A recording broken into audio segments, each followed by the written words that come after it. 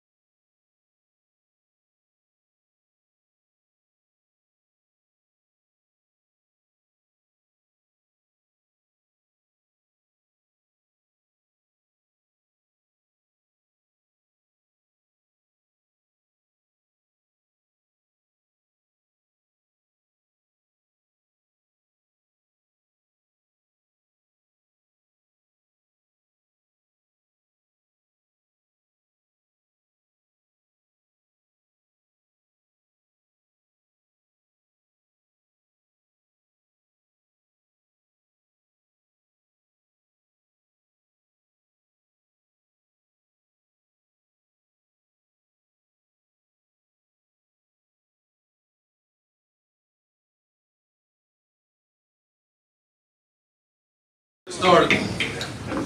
Call the Greenup City Council meeting Tuesday, March 10th, 2026. To order roll call. Mark Harris.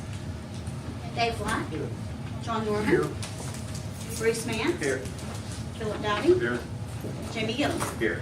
We're gonna go to our audience first. We'll let Mr. Biederman go, but he's got other council meetings he needs to go to as well.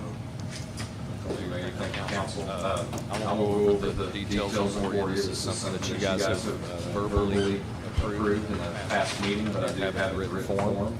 I do also want to give you an update. We have a verbal confirmation from Kyoga that this project has been approved. So that's good news. And whenever you all see fit, you get a approved vote for your mayor to sign an interlocal agreement. I've got it right here, as well as an invoice, and we can get rock and roll.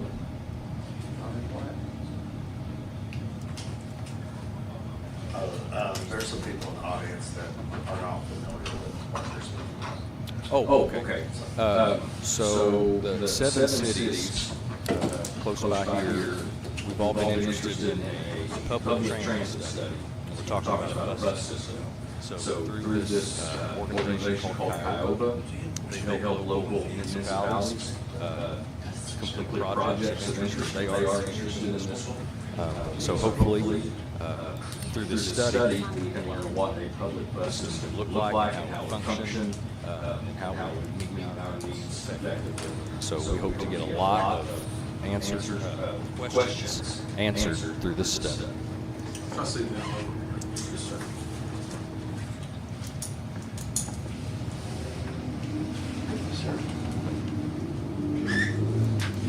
Any other questions? I do.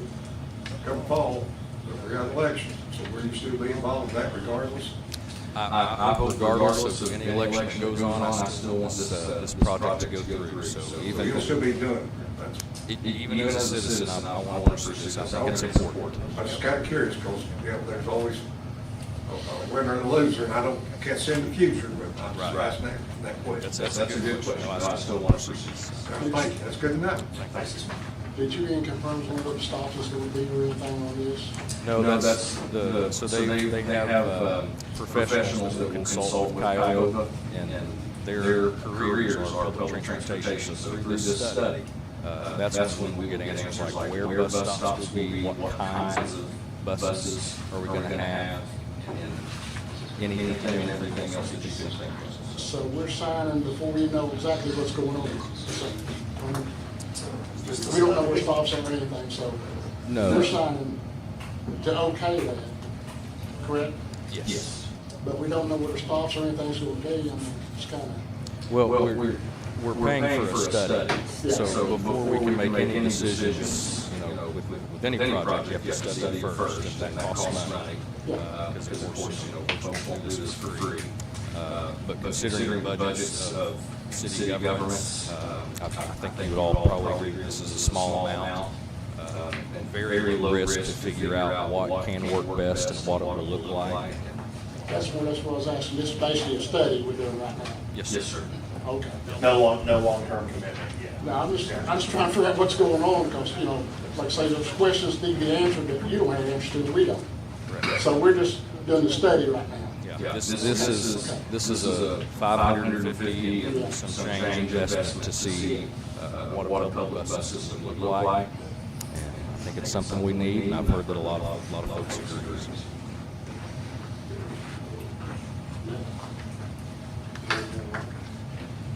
If someone wants to, the motion would be to enter into an interlocal agreement for Greenup County Transit Feasibility Study.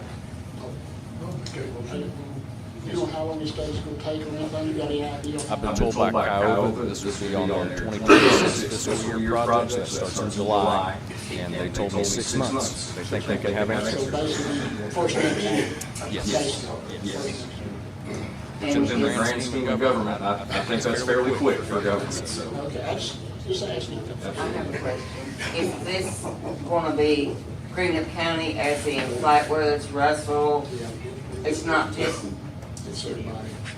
not just the city of Greenup? Correct. Okay. That part wouldn't work out. Did you ever talk to South Shore? I know it's mentioned, but we should ask that question. I did not. There have been people that have brought that up since last time I visited with you, and they have not reached out. They're very tied to Portsmouth, from what I understand. So It might not be in their interest to do so, but the invitation is always open. We have a motion on the floor and a second. Is there any more discussion? Roll call. John Mormon, Yes. Jamie Gillum, Yes. Dave Block, Bruce Mance. Yes. Phil Dodge. Yes. Thank you all on behalf of everybody else involved. You all played a part and it's going very smoothly, so thank you for that. God bless you. Thank you. Once you get all the signatures, would you care to email me a copy? Absolutely, and there's an invoice. Thank you, sir. And I'll be in touch with you. Thank you. Thank you all. Charlotte, I hope I'm not beating a dead horse. I want to know about the appeal for the bridge on Fifth Street. FEMA is shut down. The federal government shut down. Okay, So we have, what we've done is we've got our KYEM, Kentucky Emergency Management. They've looked over all of our paperwork, we've made a few changes to it, we've resubmitted. But FEMA is shut down completely, okay, so it's in a holding pattern. okay. But it's already been closed a year. Correct. I think that it's time to start calling representatives and whoever can put in. If you feel that you want to, call away. I will, okay. I mean, I don't want to go behind nobody's Right, back. right. I'm upfront and honest, but it needs to be done. Yeah, I mean, I agree with you. But this is a process, and we've got to work Well, the process. I understand it's not gonna happen overnight, Right. but I don't see the reasoning in them denying us in the first place because the damage was already done. When was it done? The past 20, 30 years that it's been flooded. And can I add something to what she's talking about? Jean noticed a train had stopped on the tracks 1 o'clock or 2 o'clock in the morning a couple weeks ago or something. If the bottom there on Fifth Street, is that Fifth? Second. Second Street. If water had been in there, there's no way for the people on Winford Street to get out, nor for an emergency, a vehicle to come in. And you know how often that water comes up in the bottom. So, my question is, when you're putting people at risk, would that not be the number one priority? In my eyes, yes. In FEMA's eyes, maybe, maybe not. I can't answer for them. What I can tell you is whenever they were here, and many people seen me over there along with Roger Harris, which is our FEMA guy for the city, is I explained to them the process, took them down by Rocky's house, showed them where the water would come over there, train on the tracks, Second Street flooded. There's no emergency vehicles getting over there whatsoever. Took them through that entire process, even counted the homes. It's in our report, along with many other pieces of paper that's in our report. FEMA, the federal government is slow. And now you got the government shut down on that side. And I don't know how long it's gonna be. I know we don't have $400,000 to go over and put in a culvert. I think the best thing for us to do is to wait till the government opens back up. Let us go through the appeal process. Let's see if we can get a free culvert out of it. Okay. But don't you think somebody a little higher up, representatives or whatever, draw attention to it? Again, I know more than what I can say publicly. Well, If you want to call, feel free. Okay. Call.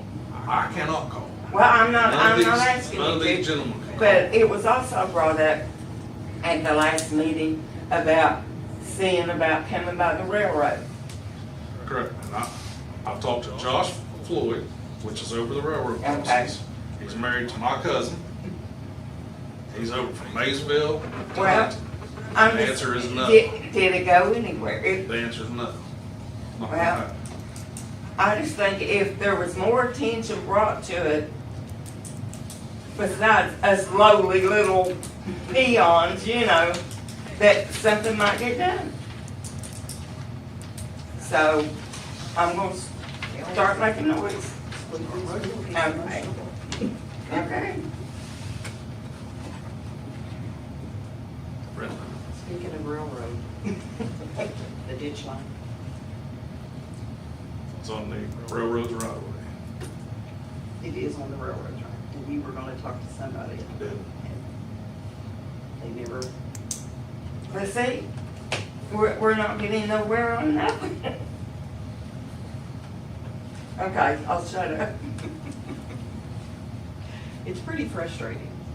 Well, it is, but here's what we've got to realize is we're talking about $400,000 from FEMA for a culvert that we're appealing. There's statements that's been made publicly in a public setting this evening that goes against everything that we're trying to do with FEMA as of right now, in this setting right here tonight. There's been statements made by nobody up here that probably shouldn't have been made,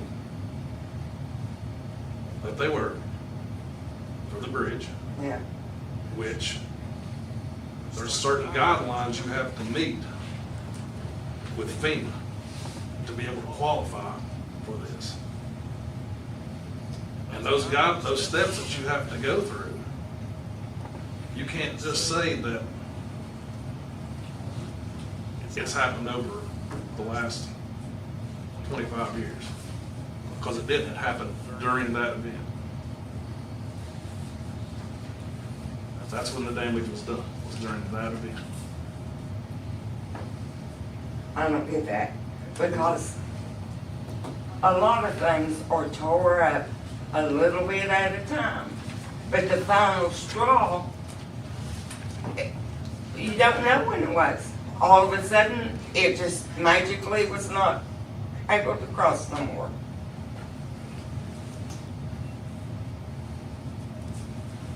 Well, I'm gonna make some calls.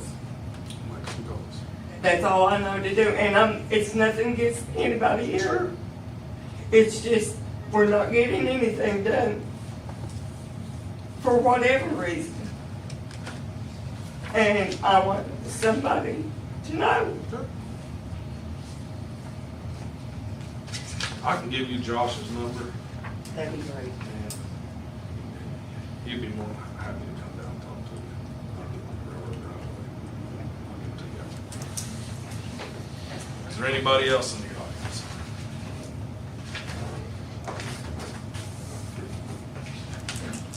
All right, first item on the agenda, motion and a second. Is there any discussion?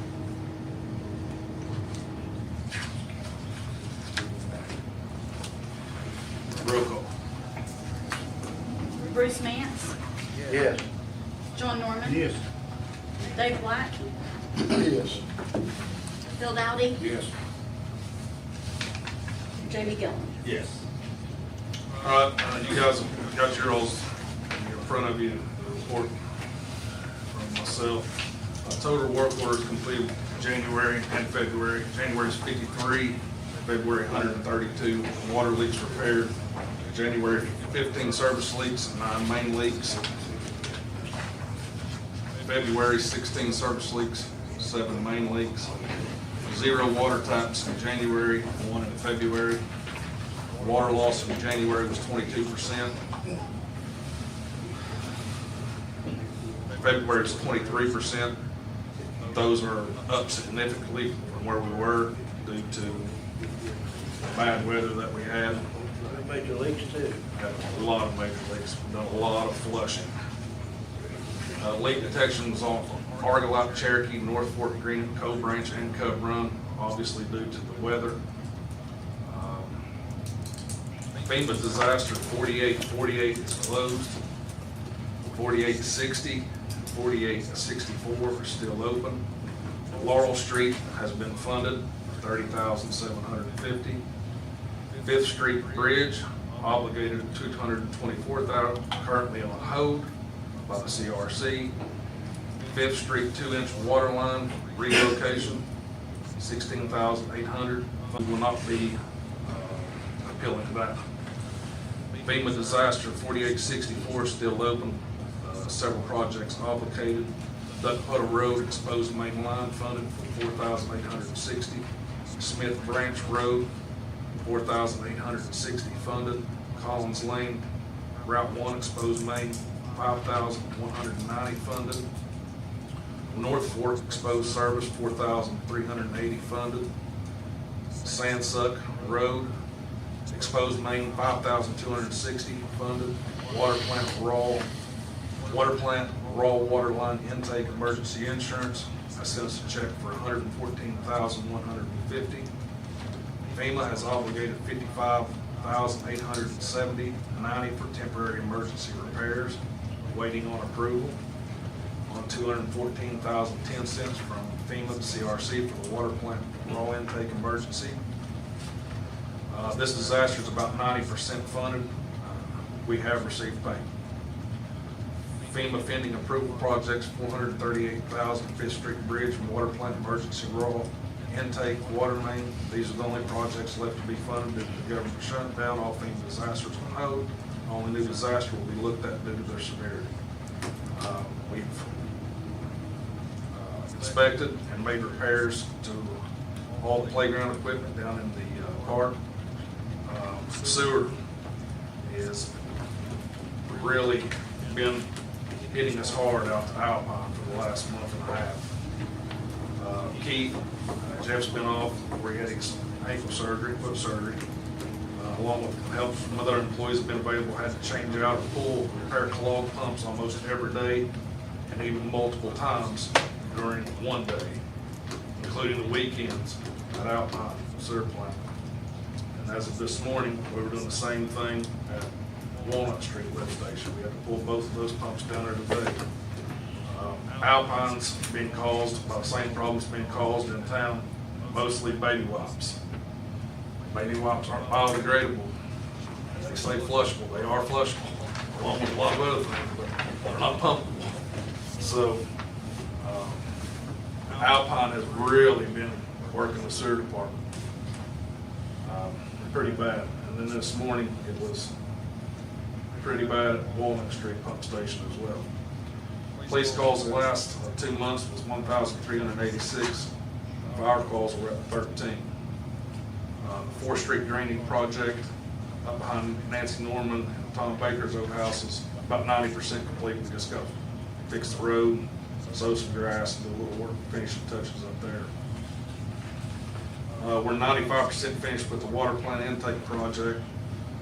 We went out about a week and a half ago when the ice melted off the boat ramp, put the new floater intake out there. We've left the old floater out there as well. It's out there probably for about another week, making sure that the new floater, it goes a lot deeper down than the old floating intake. Right now it's doing a real good job. So we'll probably be going out sometime next week and retrieving the old floater and bringing it back in and having it sent off, putting the new pump and motor on it. So we'll have a backup. But that's my report. Police calls, why do you still get several juvenile calls, or do you know, or?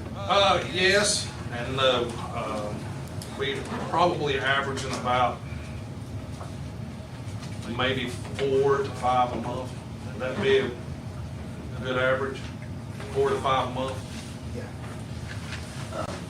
I did have a couple people contact me.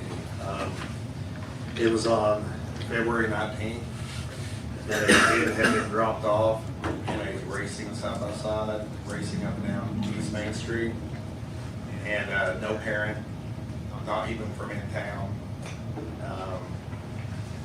and nothing was really done about it.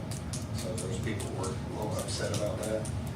Because they're like, this is why people drop off their kids with e-bikes or stuff from out of town, because they don't think we take things serious. Because that's like 4 or 5 laws being broke right there. Speeding, 14-year-old driving a side-by-side, no parent. I mean, there's a lot of things there. I just, Is that the side by side you all had pulled over up on East Main Street for over an hour? I didn't actually witness him even rolling on the street. He was pulled into the gravel street right there that goes to a house at the other side of the fairgrounds. He was just sitting there talking to, like somebody had sitting side by side with him. Yeah, I don't even think he had a running light pulled up. But I made contact with his parents and advised them that if it happens again, that severe consequences possibly even taking them side by side. So, yeah, that's, they were kind of upset after other events that had happened up there right at the same spot. And, I just, Are they willing I to told- sign affidavits? I could probably thought there was Because you can't charge someone unless you witness it, Yeah, I unless understand. someone willing to sign an affidavit saying that they saw it happen and can identify it. and even And that's you're not guaranteed. Whether that's a good thing or a bad thing is not debatable here because that is the law. But the only way your police officers can charge, and you guys correct me if I'm wrong, the only way your police officers can charge a misdemeanor that's not drug driving or domestic violence is if they actually see it. They As far as I know, or video. Right, Or if it's admitted to. right. So if someone's willing to sign affidavits and can identify the person that did it, and then the prosecutor will pick it up, then there's something that the city police can do about it. But otherwise, you are literally powerless, is what it is. Now, if it's a felony, that's different. They can charge on probable cause with felony. But you're always gonna have to have the cooperation of citizens, and they're always gonna have to be willing to step forward and say, I saw this, and be willing to come to court and testify, because that's the law. While we was out with him, nobody from the area even came out of the front door. One woman came to the door because she was afraid of what was going on, and I explained to her that it was just the juvenile and a side by side. She said, oh, okay. She said, I'm going back to bed. So if they want to contact the police, sign an affidavit, and something, and the prosecutor will prosecute it.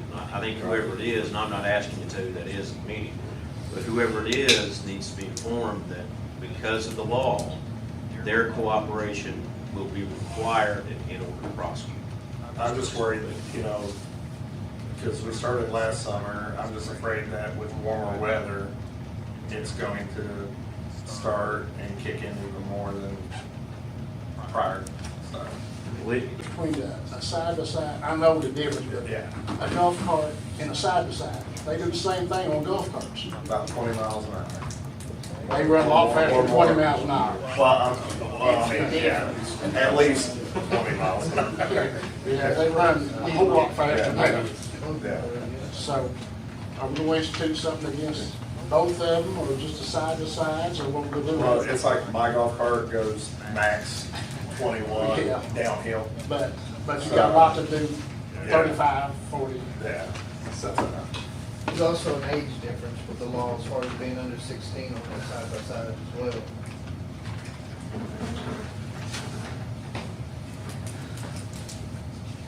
yeah, underage driver.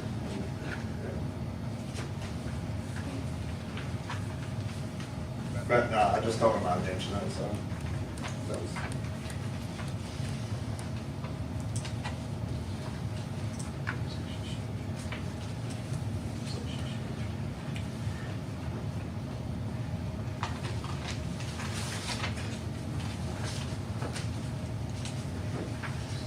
Richard Howard. Good evening. Really don't have a whole lot to bring to you this evening. I do have one update though, and that's on the Route 1 water line project. I spoke with Brandon, who has the contract. He said the material is on order. It's just starting within the next week or two. We'll get there.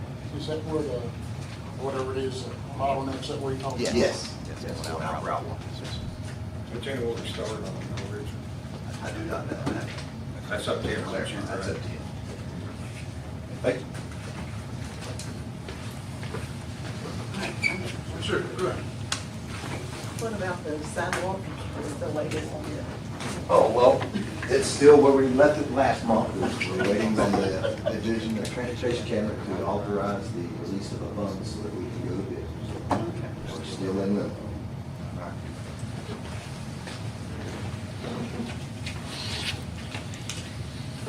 So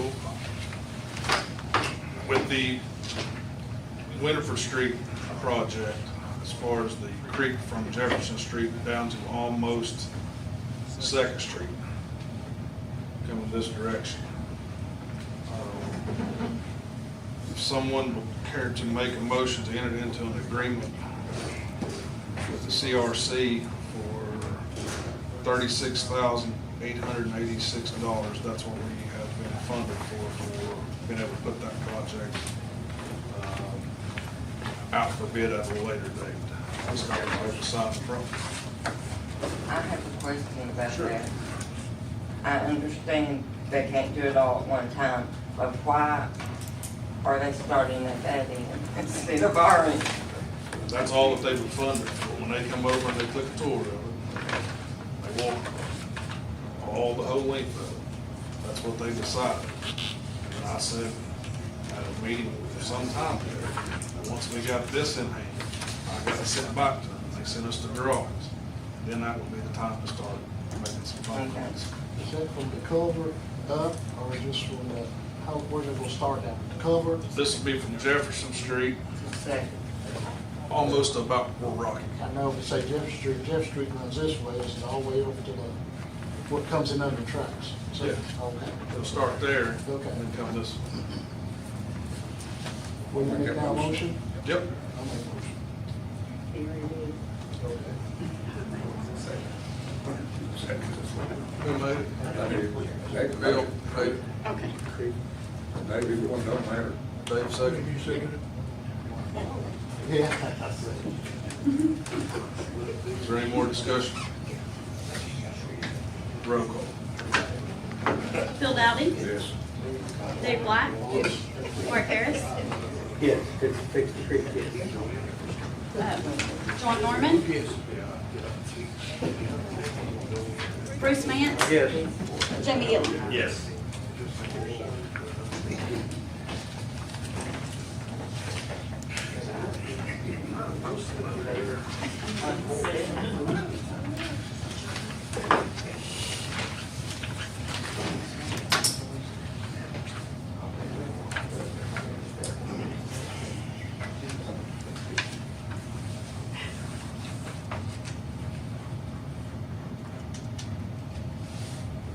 We'll open up the bids now on the surplus utility vehicles.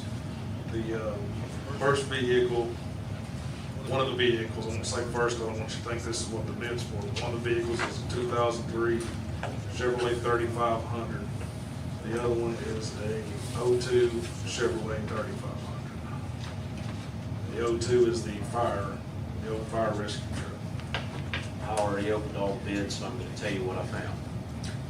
And I just opened the drawers in here. So the first bid for the water utility truck, whichever one that is $500 from Wolf Contracting. So that's the water utility truck. The next bid I opened was from Austin Brown. And for the Dooley utility truck, it's $2,751.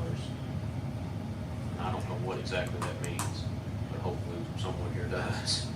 And for the single wheel utility truck is, I think it's $201 is what it is. The next bid I opened was for the emergency fire truck for $4,500 from Wolf Contracting, which I think is the largest bid I've ever opened for any vehicle that's ever sold. That's a lot of money. Yeah, I mean, and the last bid I opened is from Steve Warwick, and it's for the GMC work truck, and it's for $500, and it's got a VIN number on it. Well, it ends in 9388, if that's helpful. Does that help? Yeah, that's the Chevrolet 3500. Okay. So I don't see any bid anywhere close to the emergency fire truck other than the $4,500 one. And then the water utility truck, which I assume ends in 9388. Is that right? 9388, yes. Okay, so the two high bids for that are the one from Local Contracting and the one from Steve Warren at 500 each. They both did the same amount. And both bids of Mr. Brown are lower than any of the other bids, so we'll set those aside. So that's what you got. You can accept them or rebid them, whichever you want. Make a motion to accept the largest one on the fire truck. Is that the say dually rescue truck? Is that, Yes, that's the one over there, correct? yes.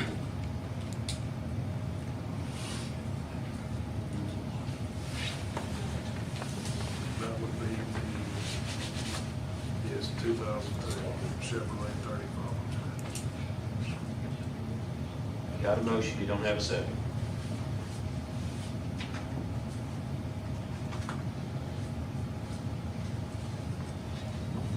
I'll second. Now you got a second. All right, we have a motion and a second for the 02 Chevrolet 3500, the other fire rescue truck, for And- $4,500. Now, there was some fire extinguishers and things like that hanging off. I mean, Yep, they're, we need to get all the stuff off that. they're old, they can go with it. Huh? They're not any good. Everything that's off of it, Steve's got off of it, he wanted. Good enough.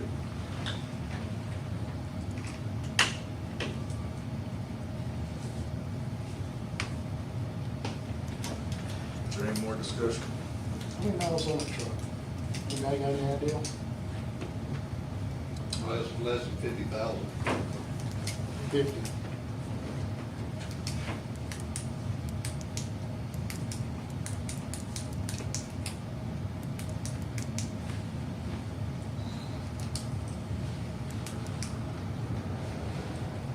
Is there any more discussion? I have none. Roll call. Jamie Gillum, Yes. Phil Dowdy, Yes. Bruce Mance, Yes. Mark Harris, Yes. John Norman.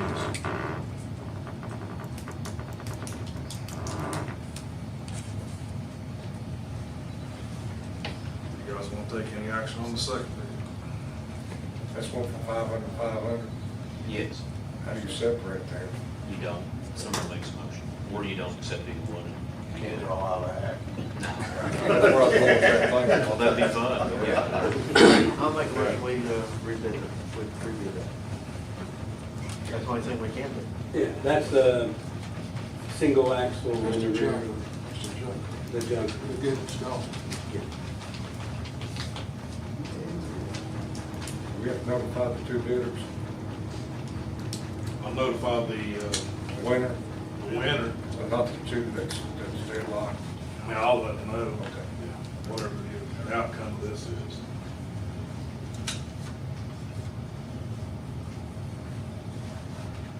So we have a motion to rebid, is that what somebody knows? Yeah, I made a motion to. Is there a second on that? I'll make it. Is there any discussion? The only thing I've got is the, so we got two bids on the old GM water truck, right? And one was from the brown guy, I think that's his name, $500. No, it was from Wolf for 500, Wolf. Warwick for 500. Okay. Yeah, that's what I was getting, we had two of them, right? Okay. Right. The same exact amount, Yeah, and you can't put the names in the hat. all right. Is there any more discussion? Roll call. Bruce Mance, Yes. Phil Dowdy, Yes. Jamie Gillum, Yes. Mark Harris, Yes. Dave Black, John Norman. Yes.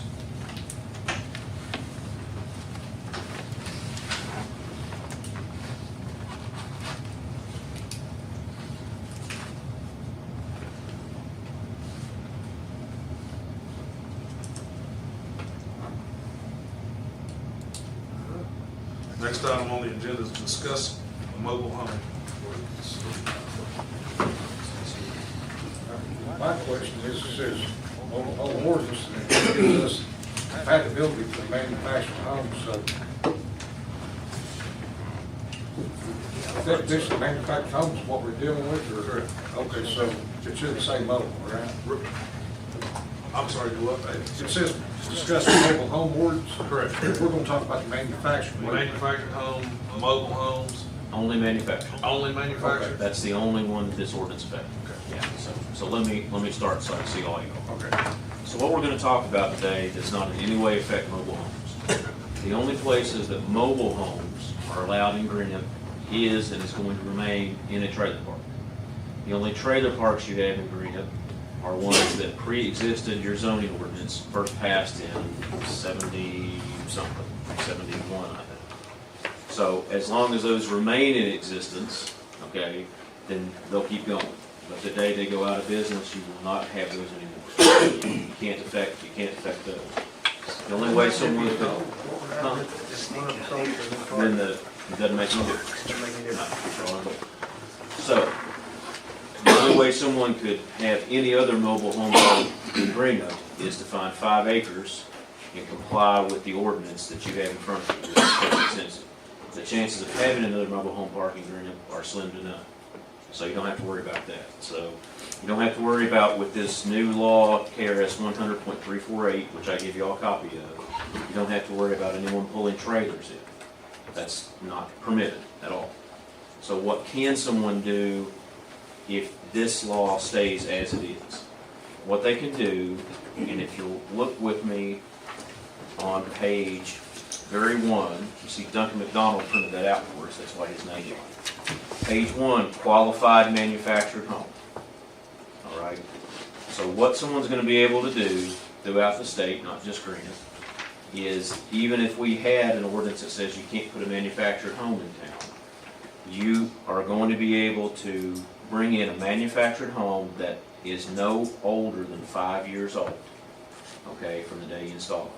So as of right now, if you don't change anything, for sure, someone's going to be able to bring that manufactured home in. Manufactured home way different than a mobile home, but it doesn't matter. I mean, it has to be no more than 5 years old. So you're not going to have rotting trailers brought into town. Anyone that has suggested that it's not going to happen. Now, what you the other thing that you're going to be, you can see these other things that are allowed. It has a minimum total living area of 900 square feet, so they can be small. Okay. It has to be at least 20 feet at its smallest, or is 2 stories, which again isn't very wide, I guess, or is wide depending on what you think. They also have to be affixed to a permanent foundation. So in order to be a qualified manufactured home, it has to meet all those requirements. Now, if it does, and you turn the page over here, okay, and it complies with these remaining requirements, okay, like how you put the foundation on. You see that? That's what the state, we're not going to be able to modify that. And the reason you can't is because the manufactured home lobby has a good lobby, period, right? Right. So there used to be ordinances in some cities that fiddled with how you put them on a base. You can't fiddle with that anymore. This is it. Like this is it. So now, and then there's some things you can't do. You can't exclude manufactured home from residential zones where single-family residents are permitted. You can't discriminate against qualified manufactured homes. If it's qualified, and remember to see if it's qualified or not, you gotta go back to page 1, right? So if someone tries to bring in a 6-year-old manufactured home, we can say no. But if it's 4 years old, we can't. Now, what can you change? The only thing that you can change is set forth in subpart 4 on page 2. There isn't any other thing that you can fiddle with. All right? Now, I want to start at the bottom and move up, and there's a reason for that. If you look at F, to change setback restrictions, lot dimensions, orientations, I don't think practically you can change that in Greenup. because if you change it, you have to change it for all site-built homes too. So I don't think you can change that. So what could you do? Well, I think you could, if you want to, have an ordinance that delineates or says exactly what the roof pitch has to be. You could change the square footage of livable space to make them larger than 900 feet, to say it has to be larger than this. You could regulate the type and quality of exterior finishing if you want. You can regulate the type of foundation skirting, require it, not require it, okay? In the existence of type of attached structures, which you do already, okay? So you can mark that one out too. So whatever you do, here's the kicker. There's always a kicker, right, to everything. Whatever you do with this is also going to apply, I think, to your single-family residences in town. Because the manufactured home lobby says, and got the legislature to pass an ordinance, all right, which you can't talk to Aaron Thompson about because he didn't vote on it, right? This happened 2 or 3 years ago. But that says you cannot discriminate against them. So if you change this, whatever changes I made, so to give you a for instance, all right, we're in a floodplain. I decide to go over here and build a house down here, and I have a 10-foot high cinder block wall, right? But I don't want to pay to put stone on it or vinyl or whatever. I just like that. Okay. Well, if you have me write an ordinance that says the foundation skirting on a manufactured home has to be covered in whatever, then whoever has that, whoever builds another house in Greenup has to comply with it too. So it's not something that may not affect anyone. Now, it will never affect, I say never, probably never affect any homes that are already built, all right, because they would be grandfathered in. But any new constructions, if you require them to have a roof pitch of such and such, then that's what these new constructions are going to have too. Now, your other choice is to do nothing, and wherever we have an R1 zoning, which Lacey conveniently got us a map, okay, wherever R1 zoning is for single-family residences, these types of homes, manufactured homes, can be placed as long as they comply with this, as long as it's a qualified manufactured home, I should say. So U6 or U7, if there's a typo, have to determine whether or not you want to do anything with roof pitch, square footage of livable space, type of existing finishing materials, or the foundation skirting. And if you do, I can make a modification to your zoning ordinance. And since we actually have a functioning zoning and planning organization now, we can get it passed. I won't be voting on it since I wrote it, but we can get it passed and get it into effect in relatively short order. But you all have to decide that. And I don't get to pick because I don't get to vote. My question is with the floodplain, because they set the standards for the foundation and everything. So with the manufactured homes, they come with their own standard that they can set those homes on. That's true. And they comply with that standard, except in a floodplain. So in the floodplain, we've got to back up and we've got to make sure each one of those homes comply with that floodplain standard. Every home, every manufactured home will also have to comply with the floodplain. Okay. And what that means is, for people behind me in the audience, is if you purchase a manufactured home, then you're going to have to put it on a permanent foundation, and you're going to have to get it, correct me if I'm wrong, Phil, a foot out of the floodplain. That kind of changes, but you're close. But yeah, and so that could be, depending on where you are in town, a foot or 8 or 10. Right. And flood maps change all the time, and you have to go see Richard Howerton, and you have to get a floodplain certificate that shows you exactly how high you have put it, and nothing else will do. It won't. And I will say this too on Facebook. Don't know if anyone can hear me or not. If you plan on doing that and you don't do those things, then FEMA requires us to force you to take it down and move it out, and it doesn't matter what it costs. Because if we don't do that, then the entire town potentially loses access to flood insurance. And that's the way that it is. So, as a practical matter, where are you going to be able to put one? I don't know.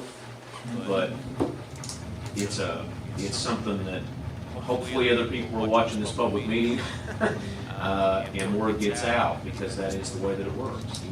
This does not keep you from having to comply with the flood plan.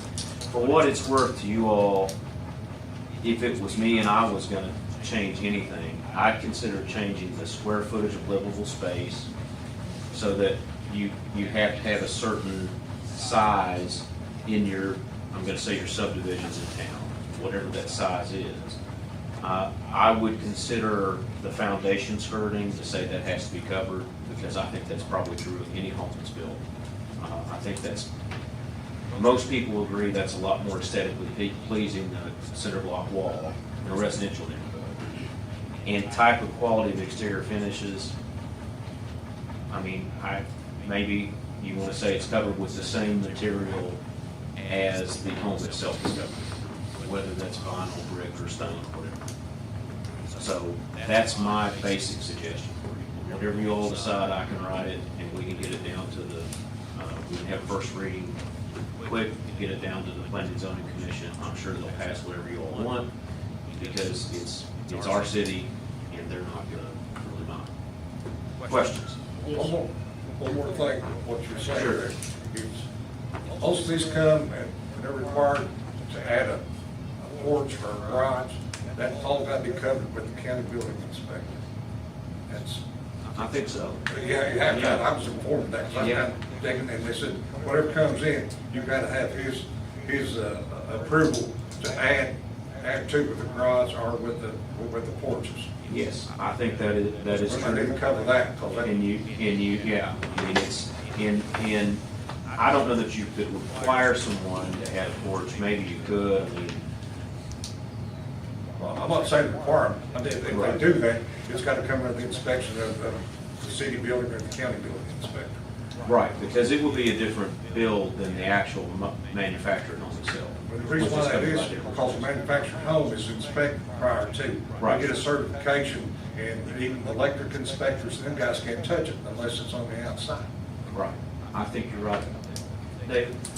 What, on this thing, I heard all these changes, why don't we wait and see what the rest of the cities is doing and try to work everybody in together and what changes? That's up to you all as elected officials. I haven't been asked by any of the cities that I represent, which will be Greenup, Flatwoods, Bellefonte, and Vanceboro, to make any changes to this.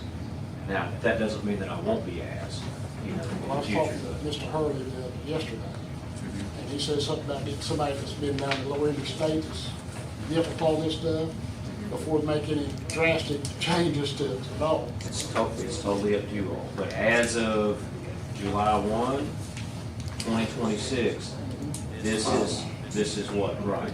A manufactured home can be pulled in. And of course, to be blunt with you, I've seen manufactured homes that are spectacular. And the newer ones are really nice. I mean, they just are, and y'all, but it's your all decision. If you don't want any changes, then if you do, tell me. I got another question, manufactured home, exactly what are we talking about? Well, a manufactured, the only thing that, for this discussion, we have to worry about is it can't be more than 5 years old. I know that. Okay, yeah. You got So- some that sits on foundation, some that don't sit on foundation, If sit it on does piers. sit on foundation, If it's you sitting on the can't pier, is that a foundation? Depends on the foundation regulations. I couldn't tell you. You'd I have mean, to that's ask an what I'm engineer asking, about I that. mean, I don't know. You'd have to ask an engineer about that. The foundation is just whatever the manufacturer and requires. It has to be, the foundation has to be capable, according to this statute, of transferring the entire load into the soil or the bedrock, constructed with materials compatible with surrounding residential structures, and placed at a depth below grade. So could you have piers? I mean, I've seen it both ways. I other mean, buildings have piers. Some houses yeah, are built on piers. that's what I'm asking, what are we actually talking about here? Yeah. So, Can I ask a question? I'm listening. Is there a provision in there for smaller square footage if you don't have the room for the 900? Yes. That's what I thought. If it will not, if there are restrictions, and where that is section 5. It says a manufactured home that does not meet the minimum width of 20 feet or minimum total living area of 900 square feet, needed to be considered as a qualified manufactured home under subsection 2, may be treated as a qualified manufactured home for purposes of subsection 3 and 4 if the setback requirements or lot dimensions would not reasonably accommodate a home meeting those minimum dimensions. That's subpart A, and you flip over, there's a B and a C. So the first thing you have to have is a lot in town that will be too small to reasonably accommodate something of 900 square feet. So what size we talking about there? We got any idea? No. Less than 900 square feet. I mean, That's all I can say for sure. There's a whole lot of questions there. If you've got an We R, don't have to answer. if you've got an R1 lot that's less than 900 square I know. feet, potentially you could have a less than 900 square feet. If you buy a new manufactured home, they come with an engineered foundation. They give you. I figured, yeah. And that's all part of it. That's what worries me about when they come in and say, well, we got an engineered foundation. Well, not the city, you know, you got like the floodplain. You have to apply the floodplain. The floodplain is federal law. Right. And it doesn't matter what state law says, federal law has supremacy, and that's gonna have to be followed. And I really would, I understand your concern, I hate to have someone come in and then find that complying with floodplain regulation is exceptionally expensive. So, I mean, Mr. Jackson can tell you how expensive those floodplains are. His son just dealt with it. yeah, I can't imagine. You all know my feelings about the floodplain ordinance. It's designed to depopulate Greenup, Vansburg, Worthington, all of this is what it's designed to do. Is there any, Killer. so we'll maybe get some more information, let's bring us back before we do anything. Well, I can't really give you any more information. I think where it starts is this, you all have to decide whether you want to change any of those That's what I was talking about, changing. 5 things. And you all think about it, consider it. If there's any change that's wanted, I'll make it. But it's up to you six at this point to propose sometime new. I can't help you on what roof pitch mountain be. You're gonna have to talk to Bill about that. So, is there any requirements in our zoning? I can't remember about square footage if you build a house, it's like 1,200 square feet. I believe there is, but I'd have to look I at think it. it's 1,200, but That sounds should we about right. just kind of mirror that with the square footage? That's I mean, it's already got that. That's what we've lived with for 40, 50 years. If somebody's gonna put the money into applying with flood loan and have a house like that, it's gonna be way bigger than 1,200 square feet. Very expensive. Should we form a committee on this, or should we? I think Yeah, we need to have some more discussion. it's pretty cut and dry, those 5 things you get to choose from. Yeah, I mean, just to get the wordage and. Now, if you all want it, I'll do you a proposed ordinance and bring it back to you or email it to Lacey, and she can send it to all of you for discussion, if that'd be the easier way to do it. Well, each one of us has their own ideas and things like that. We need to write them down, see what that you want or what you think the citizens need and what we can live with, and then we all get together and say, hey, okay, this is this in the next meeting or something like that. You know, but we have a little time, but, you know. You don't have much because you have to push it through the planning and zoning commission. Yeah, so we have to get it in, by May, probably get it through. Probably no later than that. If not, I mean, we meet basically once a quarter, we can have special meetings, but we need to have a quorum, you know, to vote to do it. When's the next meeting there? We could put this on. I don't recall, it's on the calendar, but don't know when it is, so. Well, the only thing I have probably is maybe make it a little bit bigger. You all have a floodplain map that shows you the zones, just like my lot sits right over here. What I have to do to get it up of the floodplain. I don't know if you See got what your that. elevation is over Yeah. there. We don't, but FEMA does. You can get online, you pull up that map. FEMA's website has it. Is there any reason you have to change what the state already has written at all? No, that's up to these cities. Seems like a pretty good deal to me. I was just thinking about people who can't afford to go from 900 feet to 1,200 feet if there's just one person living in it. That's gonna be a big expense. We don't have to square footage. You can go ask a question I just asked, you can go under. Oh, you go under that? Yeah. Talk about the size of your lot. Only if you're lot. Yes, oh, yeah, but you're not. Well, let me do this just so we're all, start a discussion with you all instead of, because we'll be here all night otherwise. Let me send you all a proposed ordinance, and that's all it'll be, and it'll address these things. And I'll look at your zoning ordinance first and make it compliant and compatible with that, with the square footage in particular. And then it'll be here whenever you all, either at our next meeting or whenever you all want to discuss it. I think that's best. Lay out the options possibly. Sure, sure. I mean, what I'll do is when I do the ordinance, I'll make some indication of where you all can make a change if you want, in the numbers or the wording. Yeah. And that'll make it easier for you all to decide what you can do. I saw that, is it up in Worthington that they started the tiny home, it was like a block. Okay, really? Yeah.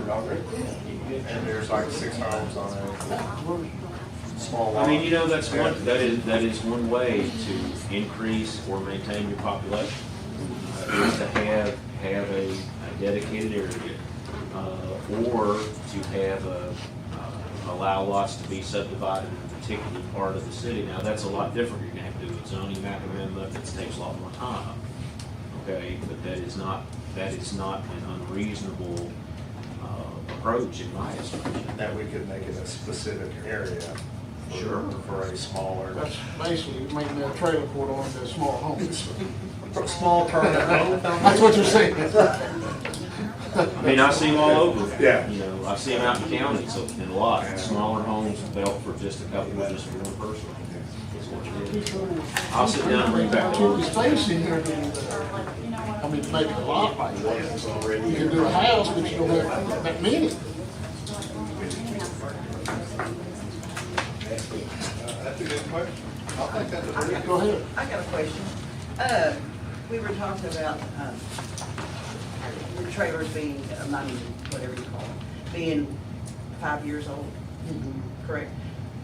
Would that apply to trailer parks, new ones coming in, like somebody bringing in one that's 10, 15 years old, it looks like it's not far apart? It doesn't apply to, none of this applies to the trailer Are parks. the ones that are here are grandfathered? Yeah, those ones are here. I'm talking about if somebody moves out and somebody comes in. Oh, they can't bring a new trailer. They can't bring a new trailer in. Okay. You can into a trailer park. You You can into a trailer park. But there's no, I didn't know that. Sure can. you can, I know that in a trailer park, but does it have to look good like the rest of the trailers? Well, that's actually a good idea, I didn't mean to interrupt you, but we might need to look at the trailer park ordinance that we have and put some stronger requirements in there so we don't, like she said, that it looks nice and things like that. Because But if that's a we're holding different, yeah. one person to this level, but we're not holding another person. Well, I mean, just sometimes trailer parks get full. And if somebody does bring in a trailer to a existing trailer park, and it's a new install, do they have to go above the floodplain? Supposed to. You gotta stand out. I know they don't. No, they don't. But should they? I mean, They should, you're making everyone else. Exactly. I don't know if it applies to them or not. What do you But think? I don't know, because that's not a trailer is not a permanent structure. It can be pulled in theory. Now, would it? No. I mean, the river would swallow it.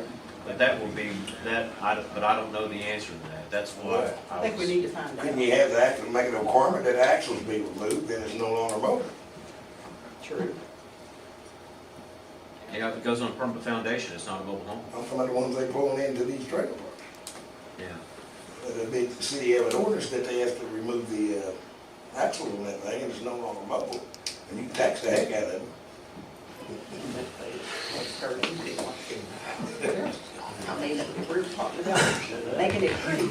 Let's make That's it a good pretty. question. Just saying. Yeah. I mean, I agree, if we're holding someone to one standard, we should hold everyone to the same standard. I'm just saying this. Or at least standard adjacent. That's what I think. That's my opinion. It don't mean much, but at least I said it. Well, good. It doesn't. No, it don't. We didn't anything on that. He's gonna bring the ordinance back, and let you guys look at it. As soon as he gets to Lacey, then we'll send it out to you. Stephen, you're back up again to discuss the other ordinance on fire. Oh, you know, I'll tell you why I sent this ordinance up to Lundy. I was looking at my homeowner's policy the other night, and I noticed that there's a coverage that when someone responds to my house fire, State Farm will pay, and I think it was $1,500 per call. And so I think I texted Lundy first and asked if he had anything like that. And I think we try to recover that for car wrecks now, I think. But I did an ordinance and I didn't send it to Bellefonte because they don't have a fire department. I sent it to all the other cities. And I'd like you all to really consider that, and I'll tell you what the ordinance says. It's basically, I just picked a number that says that our fire department can recover up to $1,500 if called to a structure fire, $1,500 in an automobile accident, and $1,500 to any other call, but only if there's insurance coverage available. Because I don't see any reason to leave that money on the table, particularly when all of us are probably paying for the coverage anyway. But if we don't have an ordinance to charge the fee, then the fire department can't charge the fee. So what this ordinance does is it allows the fee to be charged, number one, and then it allows your mayor to enter into contract with someone else if we need to recover the fee, because I don't know that we want Karen to be calling, trying to fight with State Farm, whoever. There might be someone who does it professionally that can pick it up crazy. And it might not be a lot of money, but I was thinking about all the fires that you all respond to and all the calls. Surely there's $5,000–10,000 out there for something. And I just don't see any point in leaving it around, but it's your all's choice whether to pass it. There is an ordinance already on the books that we passed. It's been 25 years ago.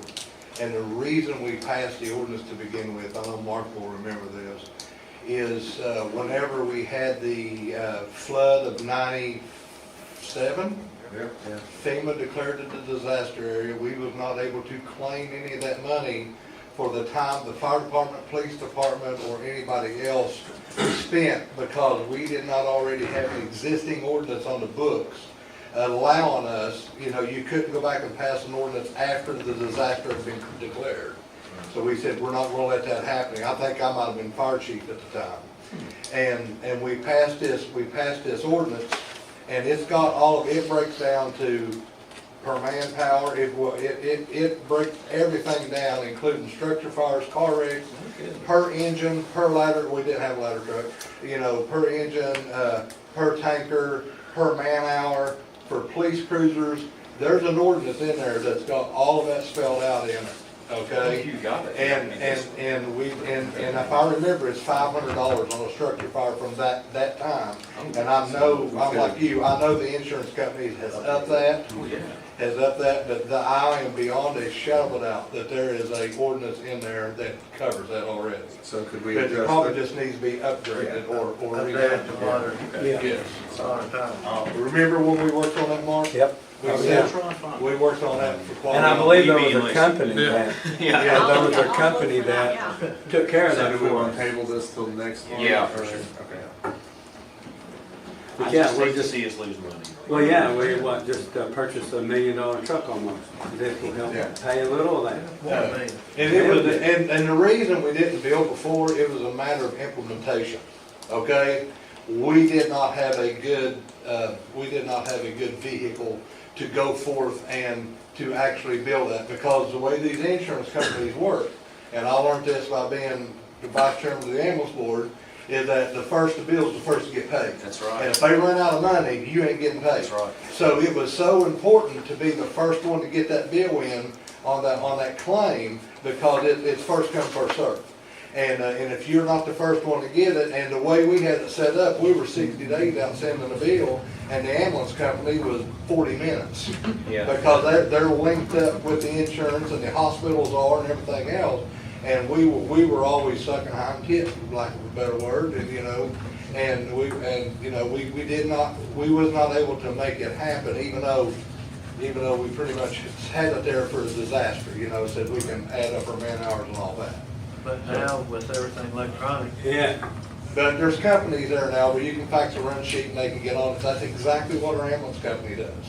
We uplink it to this company, they keep a percentage and mail us the ambulance service a check. Wow. And the ambulance company is the same way. If you're a taxpayer, we're gonna get what you can out of your insurance company, and we do not bill the taxpayer, okay? Even though there's a balance, and you'll get a balance, you will not get that second bill. And that's the same thing you're talking about, Yeah, as absolutely. if you're not covered in insurance, you're not gonna get a bill. Absolutely. So, We'll find that ordinance and I'll update it for amounts and everything. It sounds like it needs to be updated for FEMA too. yeah, it Just probably in does. case, because the amounts will be too. Yeah. We'll get that next time. Things that went up. Great.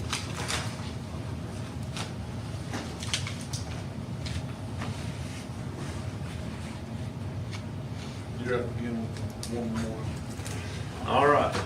I hate to take over new meters underneath there. We got a new request. Before Jim Armstrong passed away, he bequeathed this to me to make sure that we keep up with the War Memorial information. And so they made a mistake on the first agreement that they sent us. And in order for the War Memorial to keep this to keep the displays up there, the city has always taken on the task of being the quote-unquote custodian. So what the mayor needs is a motion to allow him to sign this agreement to continue to be for the city to agree with the National Museum of the Air Force and the National Museum to keep the exhibits up there. We'll sign it. This will come before you every year. And we've done it, I think ever since Charlotte was mayor. A long time. Yeah, a long time. And a lot of people don't know that Greenup does that. Been having them for 10 And years. if Greenup didn't do it, we wouldn't have the exhibits up there. I mean, take it back. they would come and they would take it. Yeah, it is what they would do. So that's what the motion needs to be, is just let the mayor enter into the contract with the National Museum of the Air Force. I'll make a motion. I'll second it. We have a motion and a second. Is there any more discussion? Yeah. What, they don't ever wanna take the responsibility up there, or what? No, they do not.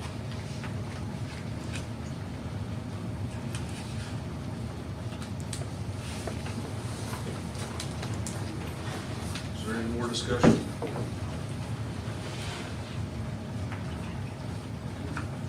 Roll call. Jamie Gillum, Yes. Bruce Mance. Yes. Phil Dowdy. Yes. Mark Harris. Yes. Dave Black. John Norman.